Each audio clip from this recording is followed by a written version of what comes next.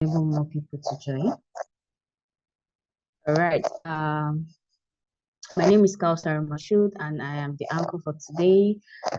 Before we start, I would love to ask maybe just one or two of us from this call, how has the section been so far? Should I call anyone? Just 30 seconds, just for you to tell me how the section has been so far for you. Just anyone. Is there anyone willing to go?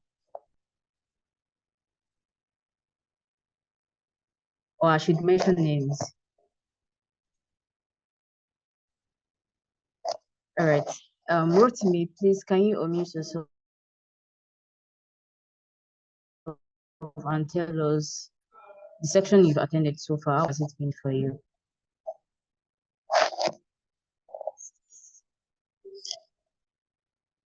My network is bad. Please, can anyone confirm if you can hear me clearly?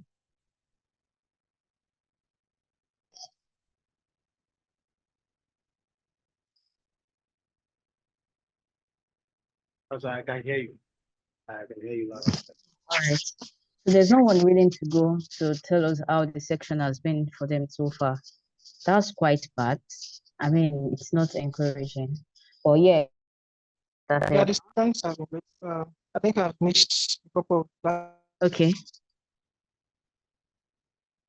Yeah, Rotimi, you can go ahead. I think his network is quite bad.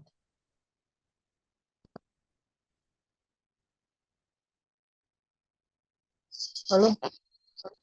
Yeah, I can hear you clearly now. Yeah, so I said I've been able to take a couple of classes, and yeah, the classes were great.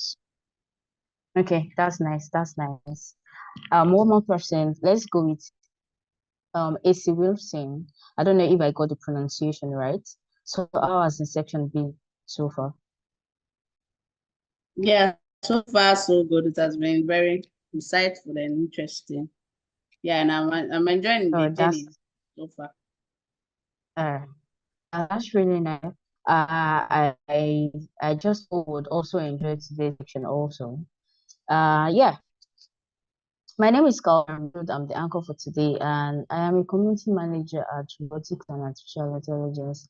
So I would love to introduce the main sponsor for this. It is Pan-African Center for AI Ethics, right? We are non-profit organization in Nigeria, and the center is dedicated to fostering ethical AI development and practices in Africa. This is done through educational programs like this one that we are having, research in initiative and policy advocacy to ensure AI technology benefits all segments of African society.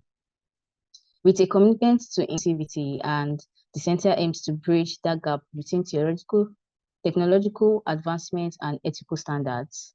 And here we are positioning Africa as a key player in the global discourse on AI ethics. Now let's move to our speaker for today without wasting much of our time. So our speaker for today is, our facilitator for today is Mr. Demola Scott. I believe he's on this call. So who is our facilitator? I mean, when I saw his profile, I was like, wow, this person is actually an author of 3 books, right? And I'm really excited for today's section. Let's get started. So who is Mr. Demola Scott? Mr. Demola Scott is a highly accomplished and well-rounded HR expert. There's a saying that HRs are quite I don't want to put it in a way that he might say Demola is not wicked and is a well-rounded HR expert and career coach with extensive experience of talent acquisition and management, business partnering and organizational structuring, totaling over 7 years. I mean, 7 years is not easy. 7 years ago, I was probably in secondary school. I don't even know whether I was going to go into tech. So yeah, he holds the position of head of people and culture at Optimus by Afrinvest, sorry, and a financial technology solution that helps you save, invest, and spend. So if you're looking forward to save, invest, and spend, you should look at Afrinvest. And also he serves as the talent acquisition lead at Afrinvest West Africa Limited. I mean, our facilitator is not a small person. Mr. Demola is actively involved in coaching and mentoring professionals to help them unlock their full potential. He serves as a career coach for AI residency and program Apsiva in Turkey.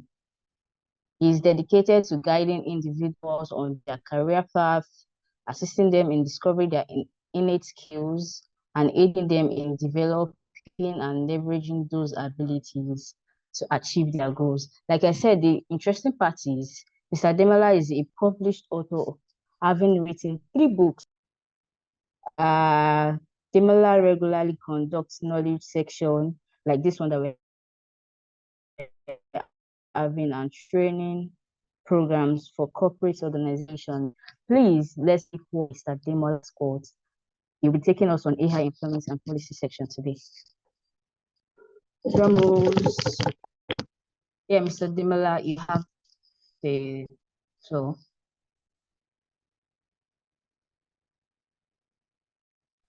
Okay, thanks, Kos. I don't know how to pronounce your You're name, so welcome. you confusing me kind of, right? But Yeah, it's okay. it's Kausar. Okay, Kausar. Okay, I'll let that. Let me put on my video. Thanks, everyone. I don't know if it's clear enough or it's bright enough. Or maybe I should use my still light something. Please give me 1 second. Just 1 second. Okay. Okay. 1 second, go on.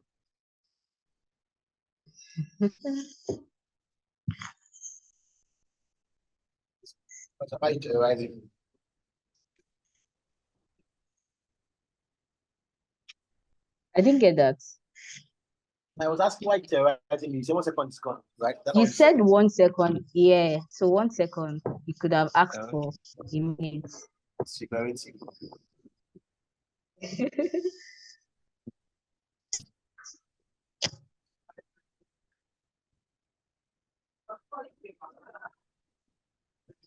It's better. Okay. Oh, okay. Yeah, it looks like it's better, right? You can see me a little bit better, right? So good afternoon, everybody. My name is Demola Scott, and I'll be your facilitator for today. At least I've also been part of all the sessions so far, and I have learned quite a lot. It's been quite interactive and quite interesting and also educative, right? So I'm an HR guy. So somebody's wondering what an HR guy looking for in AI.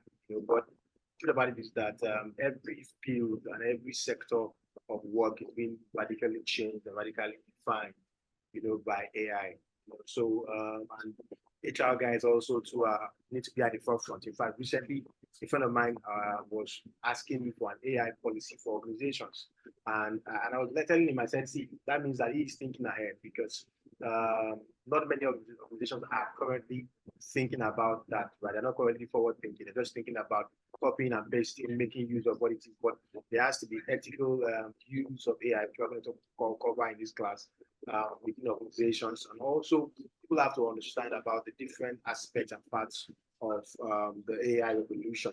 So let me just try and share my screen. My topic for today has been, please just confirm that let me know when you can see my screen. Okay. Okay, 1 second. You can see your screen. What can you see on my screen, please? Can you see my slide? AI and human resources. Okay, so you can see my slide, right? Okay, perfect. Thank you. I just wanted to be sure that you can see my slide. Okay, perfect. I know my topic is AI and employment, but I wanted to go one step further than just employment, because employment is just one aspect of human resources, right? So I wanted to talk about how AI is revolutionizing and changing the human resource space beyond just employment. Employment and getting a job and all of that is just one part of what AI is actually helping people to change and to radicalize. And so there's the human resource landscape that everybody needs to understand what's actually happening in that space. So I'll just go into the topic properly, right? So you see, so I have what I call the three perspectives, so and it's called AI and the future of work.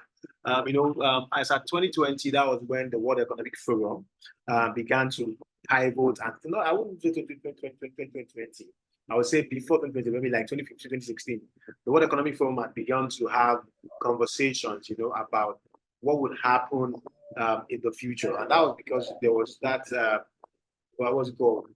Proactive look into the future to ask what kind of jobs are we currently doing right now, and how will those jobs be affected and be impacted, going forward. And that's what World Economic Forum has begun to do a couple of stuff. In 2020, they launched the top 10 skills of the future, right? And everybody that cares about that can go on the World Economic Forum platform to a website to understand what those jobs basically are, And that thing again is apart from just the jobs, World Economic Forum talked about the skills that are needed, right? And if you look at it, the skills that are needed in World Economic Forum plan, top 10 skills are all soft skills. They are not technical skills. They are all soft skills, because the job of the future and the work of the future, with the advent of AI and robotics and all of that, in that sense, the work of the future will be more about people managing robots, managing the AI features entirely. So it means that some of the skills that we're talking about, emotional intelligence, critical thinking, problem solving, analytical thinking, collaboration, teamwork, So those are basically what the focus was, from the World Economic Forum about the skills of the future. Now, of course, for the jobs of the future, talk about what's it called?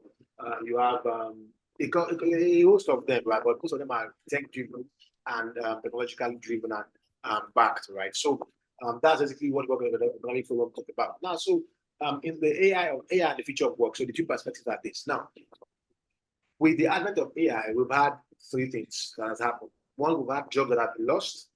We also have jobs that have been gained or that will be gained. And then we also have jobs that will be changed. So let me explain what each of them means. Now, it means that some jobs will definitely go extinct. And I always use this example about when we had the typewriter, right? I just use that as an example. The moment we had computers, typewriters almost became extinct. Not like they almost became extinct, they became extinct, right? They became a thing of the past, right? And it was only the workers and the people that were able to adapt, do you understand, that continued their job or that had jobs after the advent of the computer. So it means that with automation, some jobs will be displaced, some workers will be displaced. So I said, in fact, I'm quoting what the Economic Forum right now here. So we have found that around 50% of the global workforce, or about 400 million workers, will be displaced by automation in the period 2016-2030. Do you understand? It means that there are a couple of jobs that will no longer be required, especially because some of those jobs are monotonous in nature, they are repetitive in nature, and they are basic in nature. Do you understand? And there are many, many use cases and examples globally about with, one of my colleagues in Center recently posted about our experience in one of the banks, right? And when she went to the bank, all she just had to use was her biometrics, what's it called? Eye scans, fingerprints, and all of that. And she was able to open an account using that, as opposed to the normal traditional method of what's it called, of filling papers, paperwork, and all of that. In that sense, signing all of that. Now, it was seamless and it was faster for her because she was able to use her biometrics. So it means that now I'm looking at now. If you look at the ease of access for her, it's fantastic. But if you also look at the other side of the workers that would have lost their jobs, because there is now a system or a software that can get that job done faster and maybe better. Now we're still going to come into that argument later on, whether argument about automation or augmentation, right? We're going to talk about that very soon.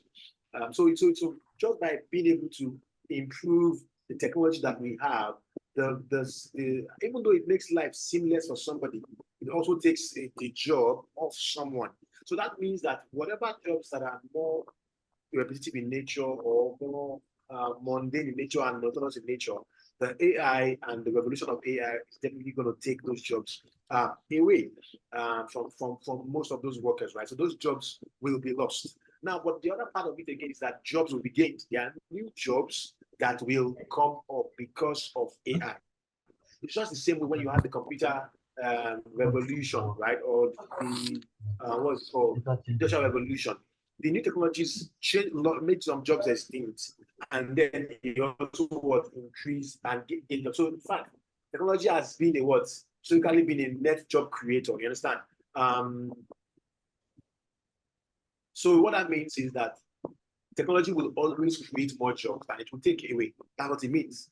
It means that as people begin to adapt and learn, now we have what we call AI prompters, right? So that means that or maybe what's that word? Prompt engineers for ChatGPT and the likes. You have new jobs. Those jobs were not there some years ago. In fact, let me even not go further in the picture. Let's look at the back a little bit.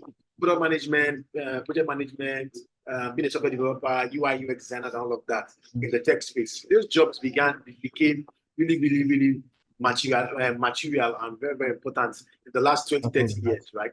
30 years, 40 years ago, they were not active jobs, right? Content creation and the likes. Those things were not active stuff. They were not things that people actually would call career. But they said, the advent of AI and the likes, we've then been able to Child, can you move your mic, please? Yeah, if you can. Okay, thank you.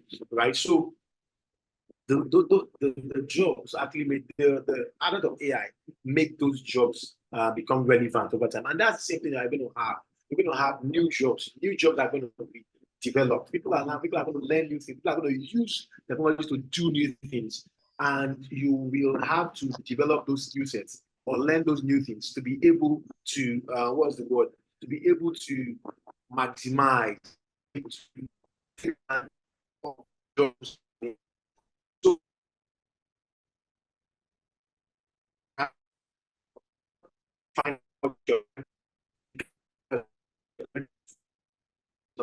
you must have what we call the growth mindset and the open mindset, meaning that as you are seeing the possibilities of AI and the likes, right?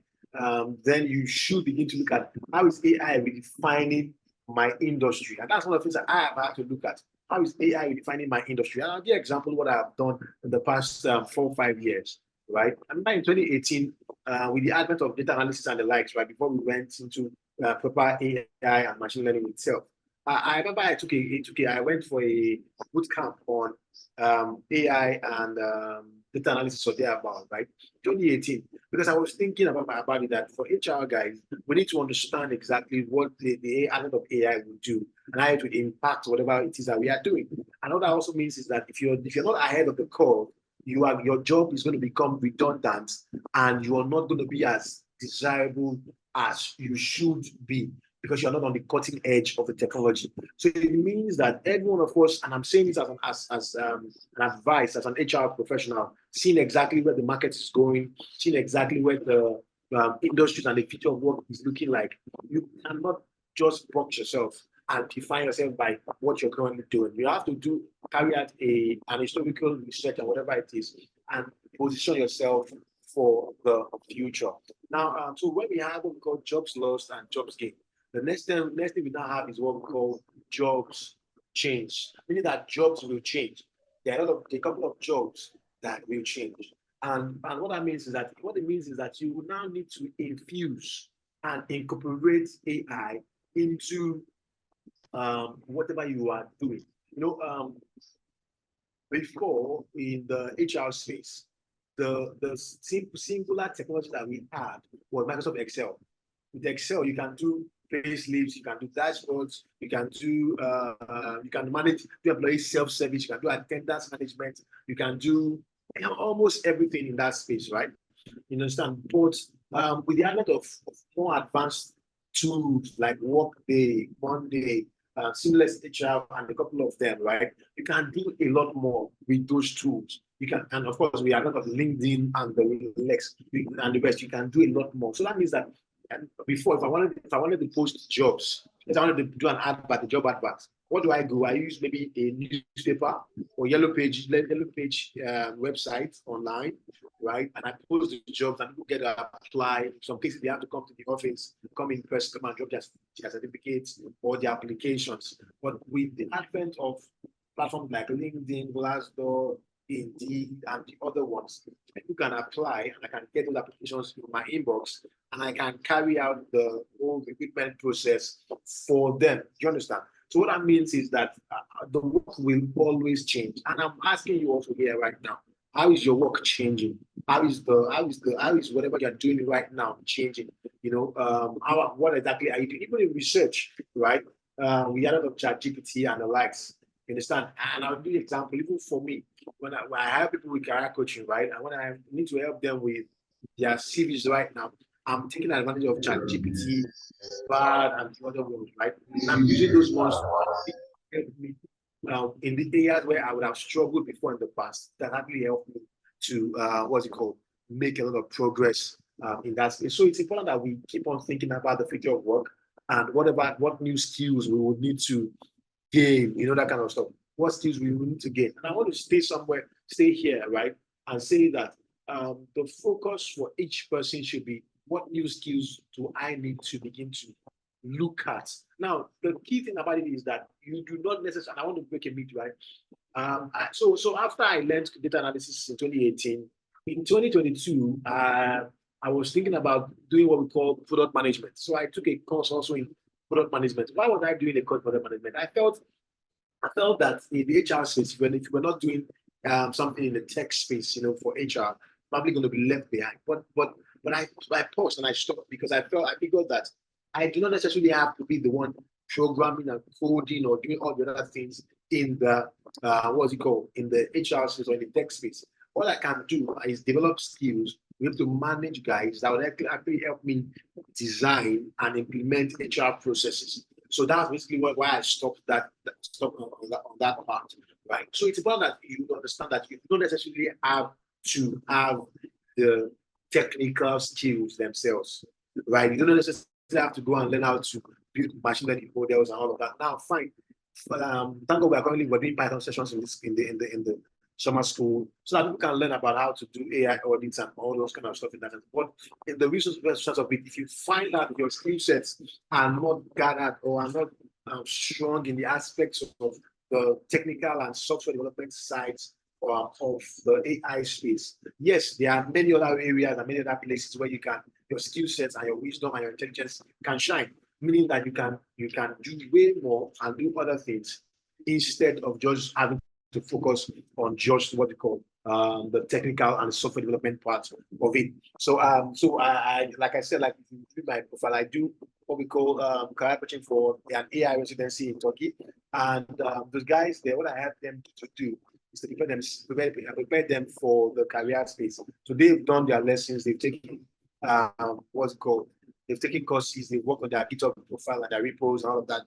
And all I just have them to look and feel and help them position themselves in the market. So that means that I am actively involved. I'm at the end of the call in the AI space, but I am not actively doing the heavy lifting of the programming and the coding and the Pythons and all of that. So I just wanted to give that context. In case somebody's here and is already thinking about, do I have to learn this? Do I have to learn that?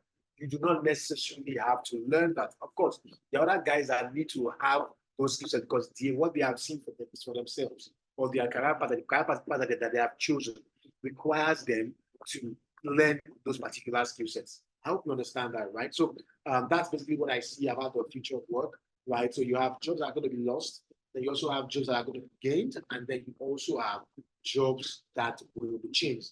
In fact, the major part where most of us will be the changed part of the jobs. Jobs will be changed, will be radicalized, will also be improved.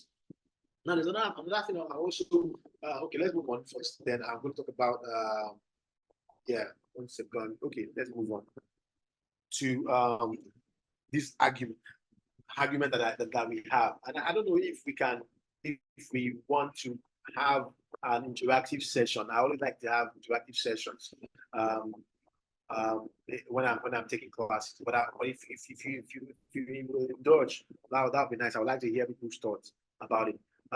There's this argument, right, that you have in the AI artificial intelligence space, meaning that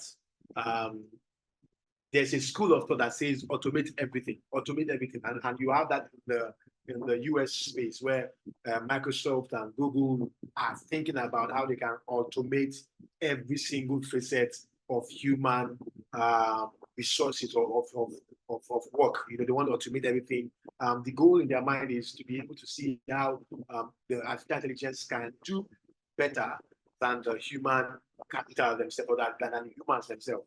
That's basically what you see most times in the, what's it called? In the US space, right? In the US space. While you now have the other world part of it that says, hey, we know that yes, you want to automate everything there about, right? But really, can these artificial intelligence tools, can they do better than humans? You know, and until they are able to do better than humans, until they are able to get it right better than humans, then we are not going to go into that aspect of fully automating everything. We're only going to say, let AI tools augment what we are currently doing.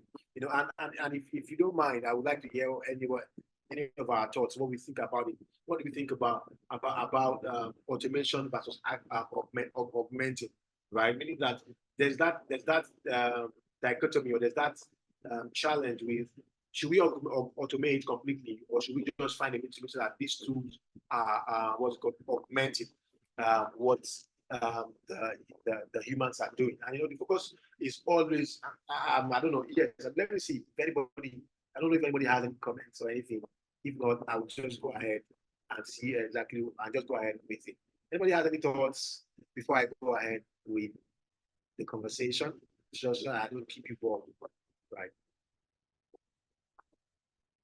I'll just wait for like 1 second, 2 seconds, going. Okay, that's fine. So I'm probably thinking that we're going to have that conversation at the end of my lecture or my session, right? So that's fine. So what I think is that what we need to have is what we call human complementary AI adoption, meaning that it has to complement. You are never going to be able to completely automate everything. Now you can automate repetitive tasks, right? Or you can digitize processes, right? You can even train those bots, right, to be like humans. And it's not like, in fact, I saw a particular movie which was funny, right? And it's about also this conversation around the future of work and what the world will look like in the nearest future. And it's called Wife-like, typically, right? So the company built a real life bots, right? So this is the story, right? Say you're a guy and then you lose your wife. Now, what they do is that there's a way that they can cache all the memories of your wife, features and everything. Build that robot to look like your wife, completely with the same features, facial expressions, even the language, the voice, and in fact, so you can now choose to what's it called? Impute. What's the word? Can I choose to impute your wife's memories, you know, into that particular bot, and from there, you can now have your wife all over again alive, you know, and that was basically what the company was building. And as much as, so of course he had different plots and all of that, but what I just wanted to bring out there was that as much as the companies and people are looking to make robots or make bots completely okay, thank you. Make bots completely human-like or completely have complete human functions. It's almost still a difficult place to be. And they are never going to get there, right? So if there's anybody that's scared that robots are going to take over their jobs or take food, take what's it called, take over whatever they are currently doing. I want to just calm you down.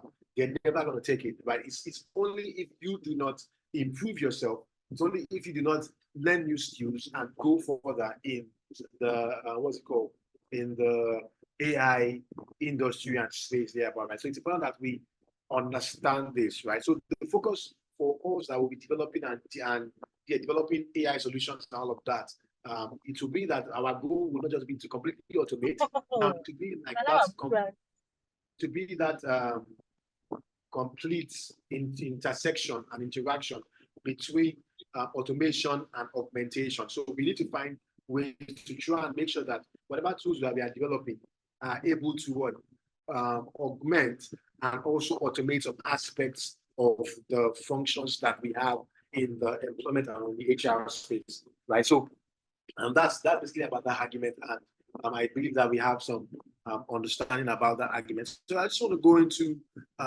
some use cases in the human resource space, and I'll talk about a couple of other things, right? So and I'm going to break it down into different aspects of HR. So you have in the talent acquisition space where you have, of course, all of us have probably used it. Now, if you're on LinkedIn and then you are probably on Premium, LinkedIn tells you that it can actually help you write your bio, can even help you do what we call auto applications, meaning that if you're lazy like myself and you don't like the application processes that are involved, some jobs have a lengthy and difficult application processes, then you can use the easy apply function on LinkedIn to actually help you apply for those jobs. And you just have to specify whatever it is that you actually want. In some other cases, you have job search, right? Where AI is actually helping you to job search. You can say, okay, this is exactly what I want to look for. This is what I want to apply for. I don't want to apply for this anymore. And then you can put your factors and your details inside there about, and then the AI tool begins to recommend jobs to you based on your preferences. Now, does it always get it accurately or get it right? Not all the time. But is it a better use or augmentation? No, that's it.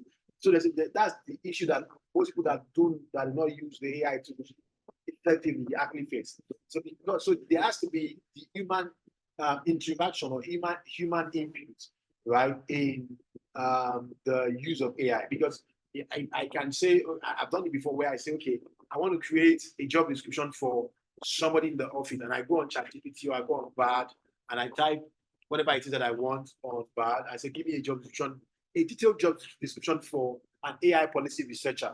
If I want to try that out now, we can try that right now. And then it gives me a detailed job description. But sometimes those descriptions are not localized, or they are not, what's it called? They are not, what's the word? The word is, they are not, I'm losing what I'm supposed to say now. Now, they are not detailed enough, or they are not focused, yes, on what exactly you are looking for. Then you need to also now have your own input. So what that means is that when we are using AI tools, we need to also know exactly what we are solving for. We need to have an idea of what it is that we're doing, or what it is that we're doing.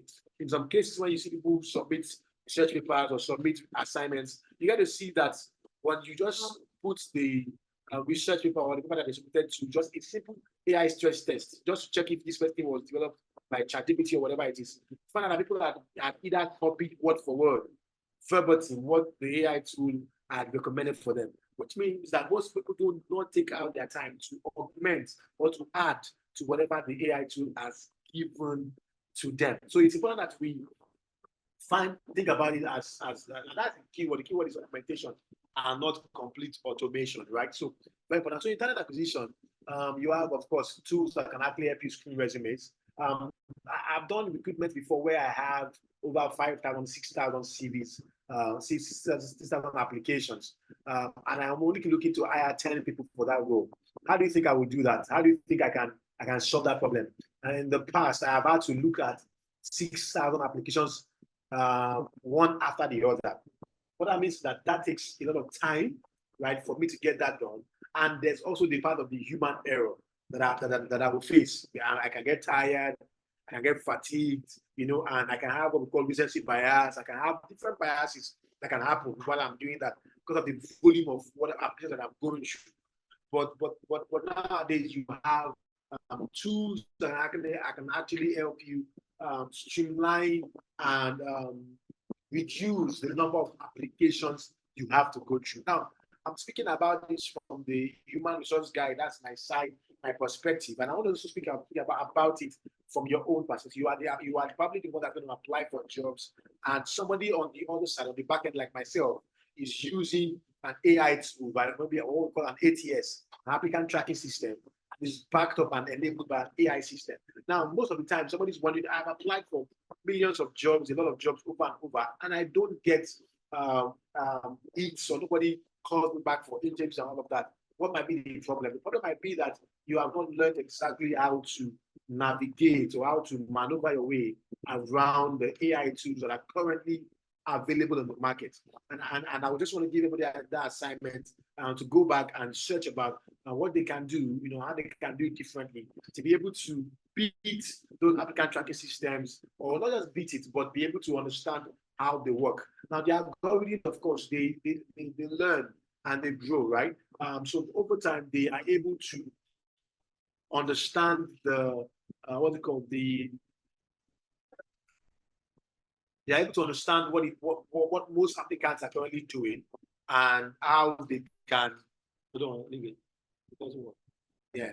How those applicants are able to, applicants are currently applying for jobs and how they can navigate those issues. So you have resume screening, you can also have candidate sourcing. So I can say, I have one called AI, what's that name there? But I still use it. Yeah, but okay, I think it's TUI or there, but that's what it's called. And what that does is that it goes beyond LinkedIn. In fact, it combs the whole web, right? LinkedIn, Indeed, and all the other platforms, and gets me candidates that actually look or that have what we call the key buzzwords, the buzzword that I have, or the filters that I have used in my selection criteria, right? And then it sources those particular words, candidates for me, right? And another part of it again that I see the advent and the growth. Not many people are currently doing this, but you can also have chatbots that can actually drive engagement and conversations, meaning that they can answer those frequently asked questions, and they can also ask not just frequently asked questions, but intelligent questions that candidates might have, and also can actually solve the problem of you have multiple people applying for a lot of jobs at the same time, and therefore you are also now able to streamline and reduce your burnout, your time, and then you are able to get candidates faster than actually it would have actually been in the past, right? So that's for myself as an HR guy on the side, and also for you as the, let me use the word employee, right, or the candidates themselves. You need to have an idea of how the HR guys are beginning to use AI tools in our space, and they were able to use that to maximize our time and save us and augment whatever it is that we are actually doing, right? So let me move on to I want to talk about a major aspect of something here. It's called talent development, right? So of course you have what we call personalized learning. So you have the key one I'm going to talk about is of later on.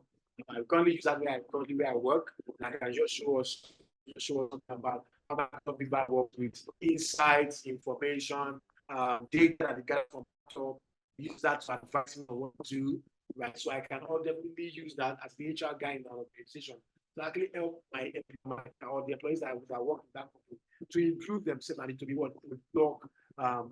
productive. And of course, you have what we call simulation-based learning.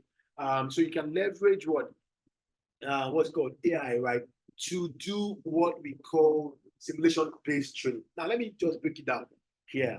So, you know how I watch Formula One, right? So you have the drivers do what we call simulations before they come on the tracks themselves. So they have so you have built the old track, and then you put it in the simulator. Just the same way you have a flight simulator, same way you have a Formula One simulator, same way you have different simulators for different jobs, and that means that you can use that simulator to help people improve themselves and improve their skill sets, and help them to improve decision-making system, decision-making when they face those situations in real life.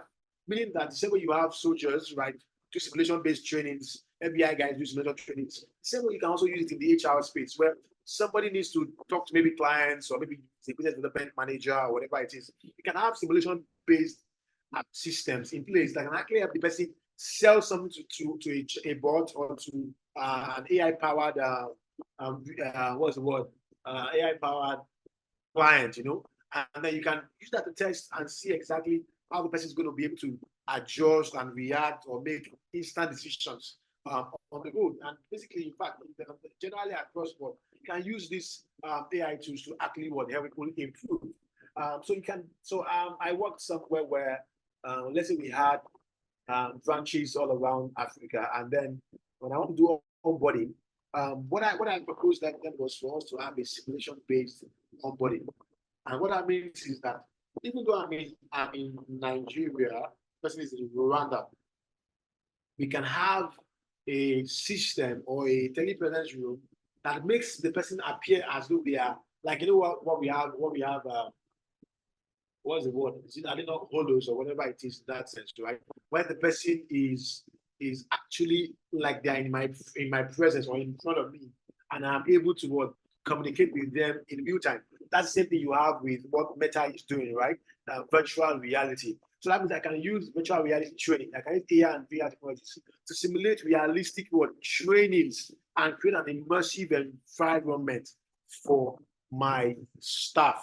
So if I want to do an onboarding right now, what we just have to wear our VR sets, and we are both communicating in our space, and then I'm able to people should do like a walkthrough of the office, and you can see where the GMD seats, DMD seat, and you can see everything that actually helps you to understand. So that when you come in contact in real time or in persons, you can definitely feel like you have been here before. It's almost like a deja vu. Oh, I've been here before. And you can know exactly your way. So in talent development, you can always use AI tools definitely to actually improve performance. And what that means is also to that for all of us that are also on the other side, I'm the HR guy, so you guys are on the other side. You need to also be open, to some of those simulation-based learnings, right? Nowadays, not everything will be physical classes anymore. Like we are currently having a virtual class, right now. And the difference is just that you're not in the same location with me. Maybe internet might be the major issue or challenge, but the goal is that information is still passed. And if we had a telepresence room or a telepresence facility, everybody will be seated beside themselves as though we were what's the word, together, on the same space. Do you understand? So that's basically one of the things that I feel that we can take advantage of. Okay. Yes, so that's for talent development, right? Okay, and I'm just going to run through employee benefits also too. Please, I need like 2 minutes to sort out something here right now. I just need like 2 minutes. Please 1 second. 2 minutes. Yeah.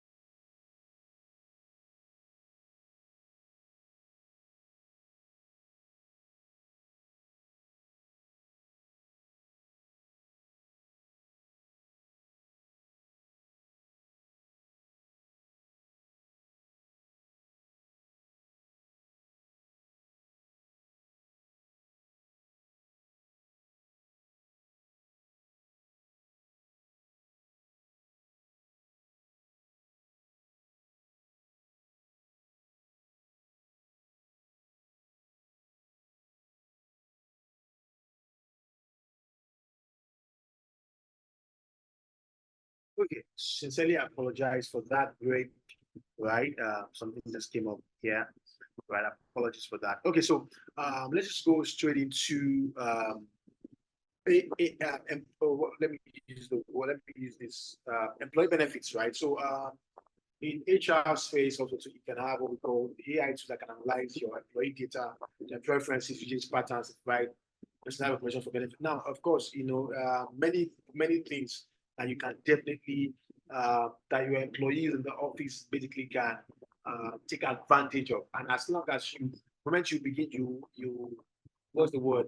Um, Implement, an AI tool or AI system, it can actually help you improve your performance as an HR person, and also can also help the employees themselves understand understand how their lives can get better by the tools that are available and available to them, in the organization, right? And also you can have that self-service aspect of it where instead of you talking to me. So I said something to somebody in the office yesterday about the fact that for HR guys, sometimes our major job, major work is not even the physical or paper-based work. That's it. So I said, the difficult part of it is human interaction. Somebody's asking me questions. Sometimes you're asking me the same questions that you probably should know about already, right? And I have to answer those questions over and over and over and over. Can I deploy something that I say, hey, in case you have any questions that I cannot answer or that I don't have time to answer, I can refer you to something that can actually help you with those questions and answers, and I can give you answers, and it can also have just not just a predetermined questions or predetermined answers. It can learn. That means it can use data or what data that are currently available to use that to what's the word? Advise you on a continuous basis. So beyond just a limited scope or a limited frame, then you can actually do way more than that and use real-time data and real-time information to advise and advise and help employees be what's it called, better in the organization. And yes, let me just run through the use cases in HR. Right, so you have employee self-service, of course. Data analysis and insights, yes, of course. So I'm going to show us Microsoft Viva very soon, what it does and what it wants to say to us, and how it can help people. So Microsoft Viva also picks insights from your laptop or just calls information from what you're currently doing, how often you're working, do you need to take a break, how is your mental space like on this particular day, and you can record how you are feeling every day. And with that insight, it can advise you, it can guide the employee. And not just the employees, it can also guide the HR guides on the staff that is most likely to churn. And this is another place where AI is actually able to predict. It's called predictive analytics, right? So the AI is able to predict to HR guys and say, hey, in the future, Demola is probably going to be looking to leave because I've checked the sites that he currently checks. He checks LinkedIn, he checks Indeed all the time. He checks Glassdoor. That means probably thinking about leaving this organization, or he probably is having a lot of downtime. He's having a lot of downtime. He's not working as much. Okay, let's say a number of employees work from 5 p.m. This guy only works from within 8 to 10, takes a long break between 10 a.m. till 2 p.m. and then picks up his work. So that means he's not engaged. Beyond just him going to be the next candidate for churn, it can also help you to say, and you engage this person more. This person actually has a lot of free time on their hands, and the person is able to what? And the person is able to, you can now give the person more work and more things to do because you have seen the data that the AI has been able to call and gather over time on the person's work tool itself. Do you understand? So HR guys can definitely use that. And then on the other side also too, sometimes, so I want to use this also too. If you go on Glassdoor, there's a particular part where Glassdoor is improving and doing that. Glassdoor does some surveys, right, about places of employment or organizations, and it advises you based on the data it has gathered. It gathers compensation data, it gathers employee data, it gathers employee satisfaction data, and it uses that data to advise and tell you this company might not be the best place for you to work. And that's basically because it has asked you what is important and what is the priority for you. And therefore, when you now, what's it called, apply the particular kind of job, it tells you this job based on whatever it is that you are set as your priority. So in HR, it's called EVP. It's called Employee Value Proposition. While EP is called employer branding. I just wanted to just explain that. So employer branding is everything that an HR, that a company does to appear as the best organization to work for.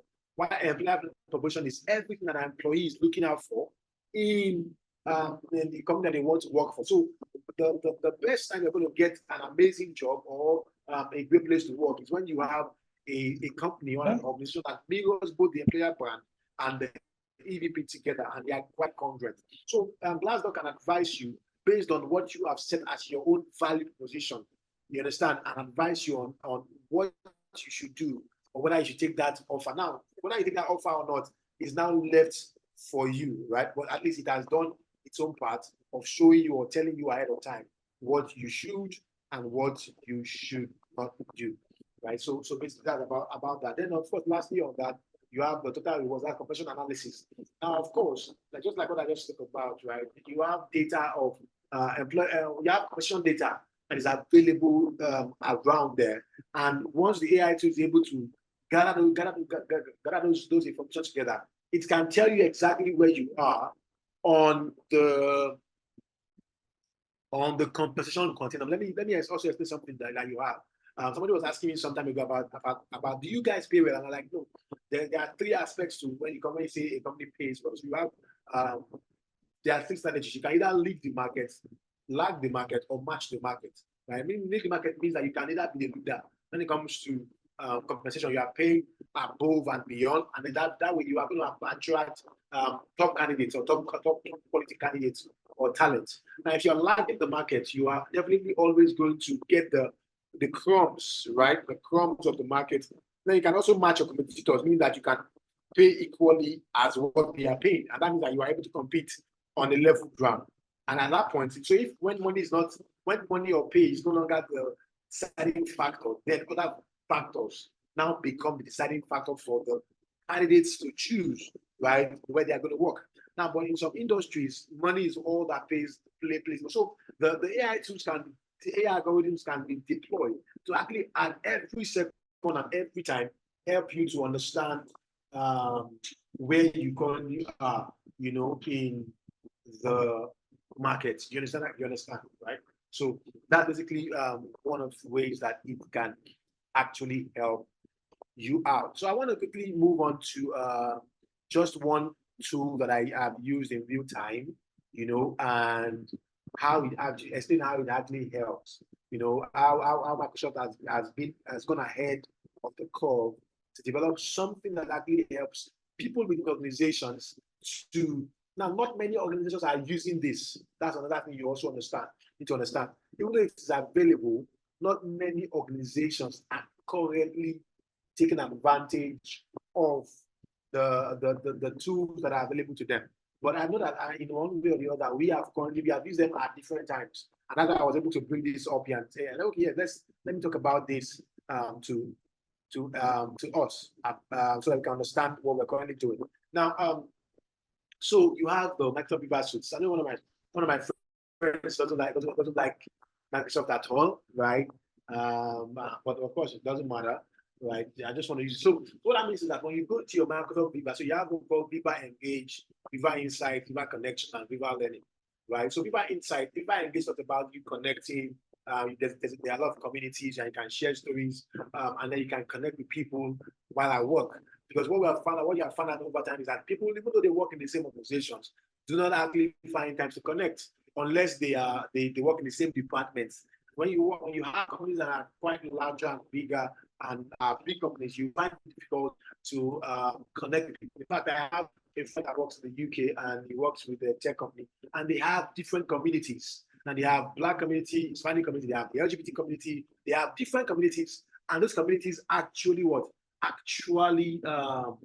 have interactions, things that actually connect them and makes them feel like they are a part of a community. So Viva Engage actually is a tool that you can use to connect with your colleagues across a large organization. In fact, one of the tools that he has, I'm using my personal language, can share something that's happened to you, can share a couple of things that you currently learn and you currently are doing at the same time.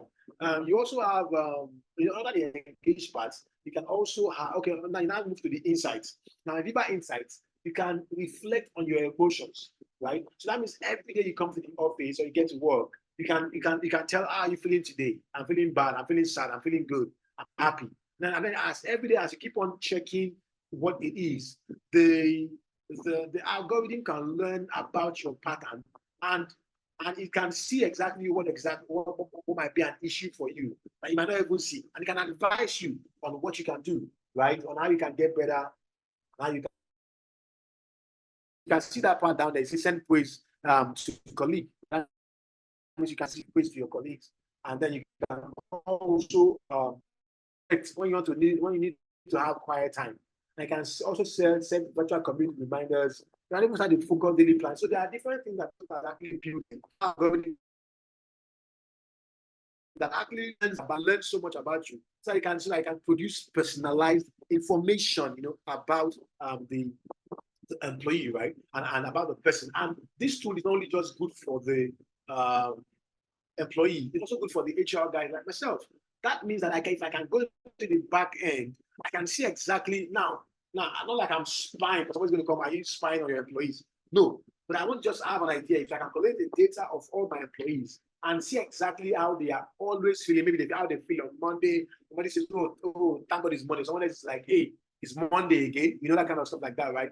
And you can see the different kind of employees that you have. And you can also actually help them improve their lives and their personal and their mental well-being, right? And then you can have that is basically what the insights actually done. In fact, on the productivity part, it can tell you how your meetings are going. You can tell you about meetings that you are multitasking while you are in the meetings that last longer than 1 hour, meetings that you should not be having. It can even tell you who you are collaborating with the most, and that can show you your work patterns and who you enjoy collaborating with. How you enjoy collaborating with them. So and then that's basically what Microsoft has actually done with the Viva Suite. Then you have the Viva Connections and the Viva Learning. The Viva Learning, of course, is just an LMS that actually puts together curated what's it called, information. And for us, for HR guys in the space, we can take advantage of that and use that to actually help our employees in that sense, right, to learn and to grow on the job. Do you understand? So that's basically one of the things that I want to just share about or talk about when it comes to a real-time example of an AI tool that actually helping organizations and employers and employees to live a better life and to improve themselves while they are working, right? So I want to just run through governance and ethical considerations when using AI in HR. Now this is Center for AI Ethics, right? So most organizations themselves need to understand that when you're using the AI tools, there are also ethical and governance considerations that you must have, right? While you're instituting and putting that in place, so that you don't have someone that comes to data and says, yes, I've used the AI tool, but I have also my personality, what's it called? My personal space, has been, what's the word? Violated, that kind of stuff. So you want to make sure that is not violated, while you are doing that. Just 1 sec, please. Yes. Okay, so we can go ahead, right? So that about the ethical issues that we can face, right? So that means that to establish comprehensive policies to regulate the carriers, transparency and fairness and accountability. That's a non-negotiable for HR guys. Even if you don't know exactly how to go about it, you have the legal guys in your organization or in the organization to be able to to guide in that particular space, right? And then you also have what we call the bias mitigation. Now, I know that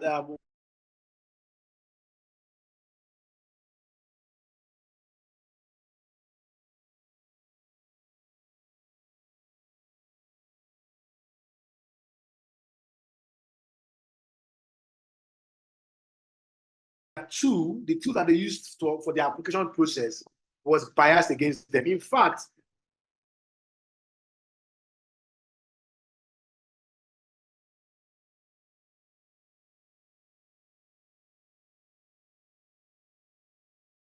there was like, I think it's Workday or whatever it is, was biased against women, or was biased against African Americans, right there, but so you need to intentionally look at that. There is the possibility for bias. In AI, there's possibility for bias. It can always definitely bias. And in that article, what the major focus was that the companies were saying that they bought vendors. That means it's the vendor that needs to be sued and not them. Meaning that, I'll give you an example. So let's say Pan-African Center for AI Ethics buys a software, let's say it's called Gizmo or whatever it is. And the Gizmo software is supposed to actually help us screen applications over time when we have so much things like this in the future.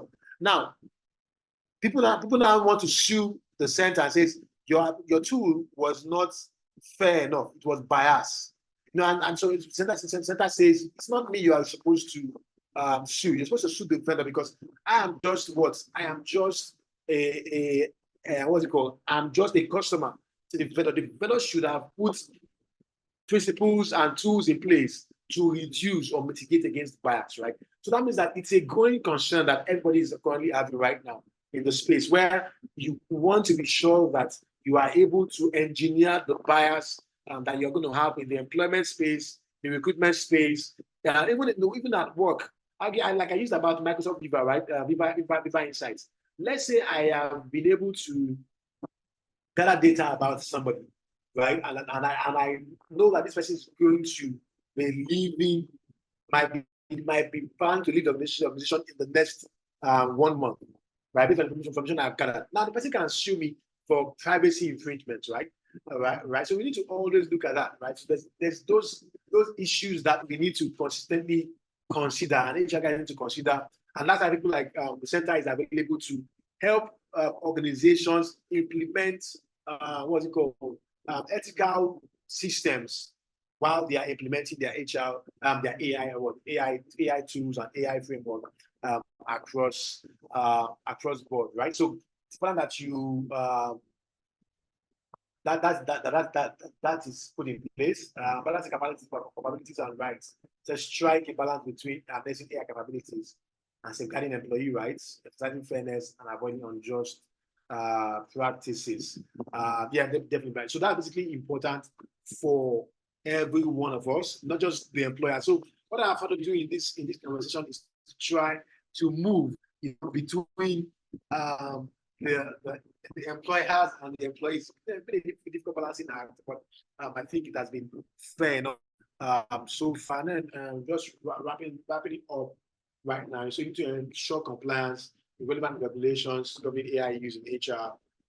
Yes, and so that you can adhere to legal standards. Also, there are risks involved with the use of AI. If you watch, I don't know if you've watched this series. I watch a lot of movies, right? I've not watched movies in a long time right now, but I watch a lot of movies. Now, if you watch the series on Netflix called Atlas, right? Atlas. So, and Atlas typically shows us the possibilities of AI and the future of work. Now, it means that what happened basically was that somebody, a scientist or whatever it is, built a particular robot that was human-like, that could learn and could improve. But just that the AI was tied to the neural cortex of the developer or the person that owns it. So that means that it cannot think really above the level or the third level of that person. Now, but the moment there's a particular bridge, a particular safeguarding tool that was put in place, meaning that once the AI tool gets access to that particular tool, the AI can begin to think independently of itself or of the host or of the developer, right? And long story short, something happened, he got access to it, and the moment he began to think clearly, what did he say? What did the AI say he wants to do? It wants to destroy Earth because humans are a waste, humans are terrible, humans are not up to their standard. And immediately it led to a kind of war, right, between the humans and the bots. And those are the possibilities that we can have. I know, yes, we want to develop amazing tools, amazing robots or bots or whatever it is that would actually help us automate our processes and also augment our processes. But there are risks involved, right? So we need to consistently be thinking about the risks that are possible at work with employees, with candidates, and also some of them are unintended. You didn't plan for it, but it is a risk that has actually come from that. Yeah, but that actually come from that, right? Yes, and then going forward, we need to also keep employees and people abreast and aware of whatever it is that we have in the HR space and the employment space, right? So I want to summarize this conversation, right, by saying that AI's impact on work and human resources in general, right, is a choice between two choices. Now, how funny is that? It's a choice between augmentation and automation, right? We need to solve and build for not just to get AI and the bots to become like humans, because they really cannot be like humans. They might not be able to do as much as humans will do, right? But the goal will be for us to help ourselves to find a complementary approach, right, between and a handshake between the AI tools and the humans when it comes to the work environment. And going forward, what I mean is that we need to adapt. So one of my colleagues, right, while she was having a conversation, you know, at the American Corner, she said something in her LinkedIn post, right, about that we all need to know that artificial intelligence isn't necessarily going to end human jobs anytime soon. However, to adapt, learn, and understand the process it takes to develop an AI system or technology. Now, I just wanted to use this to explain and to summarize everything that I've said so far, that some jobs will get lost, some will get changed, and some will get some other jobs will get new jobs, and then some other jobs will get changed. But the goal of it is that we need to adapt, we need to change. And don't forget this guy, what's his name, Abraham Maslow, or Darwin's law, Darwin's theory of survival of the fittest. It is the specimen that learns to adapt, that learns to survive, that will end up surviving and progenate, right, and continually grow and improve. So what that means is that it is when we learn how to automate, then augment, and then find a human-centered approach, you know, to our AI development and AI work, and AI development in the future of work, that we can actually have an amazing work environment for us to thrive in, right? So that will be all for now from me. I would want to say I hope you learned something, and it'd be nice for us to have what's it called, conversations or questions or comments from any person in class. Okay, so I see Rachel Ibrahim already asked a question. Council, you want to say something? You can go ahead. Yes, thank you. I'm available to take any questions and also for us to have a discussion around the topics. But I see Rachel's question about consent. You know, well, it's important that consent is a must, right? Consent is a must.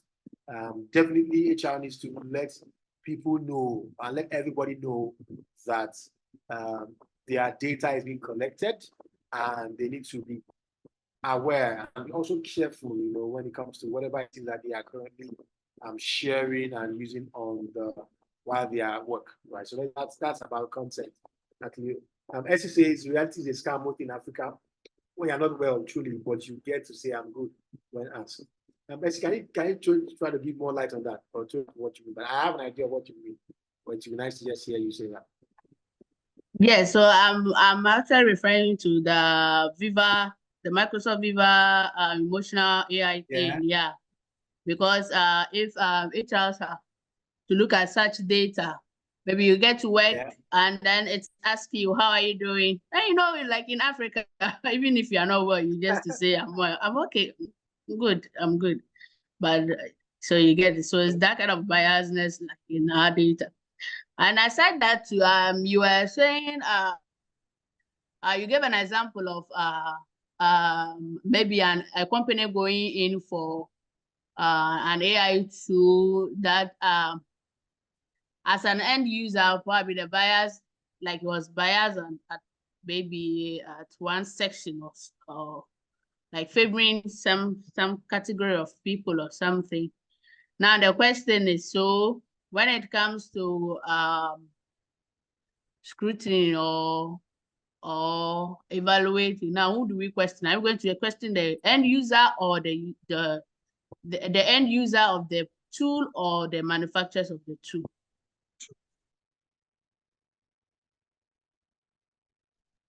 Okay, so I think if I get your question properly, so who should who should we look at the most, right? The end users or the client or the company itself. That's why in that same suit, I think it was the vendors themselves that had to work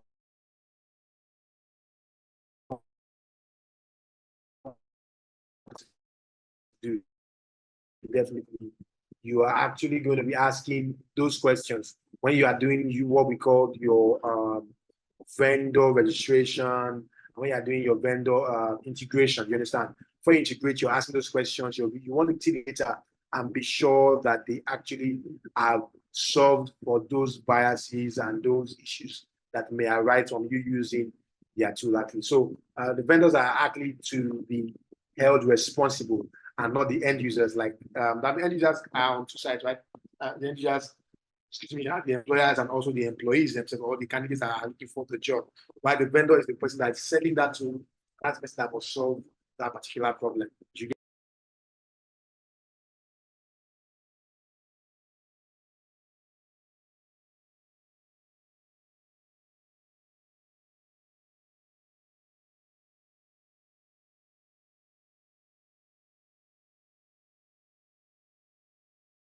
okay? Okay. Any questions, any contributions? I would like to get contributions also too. Or the other thing is that okay, go ahead.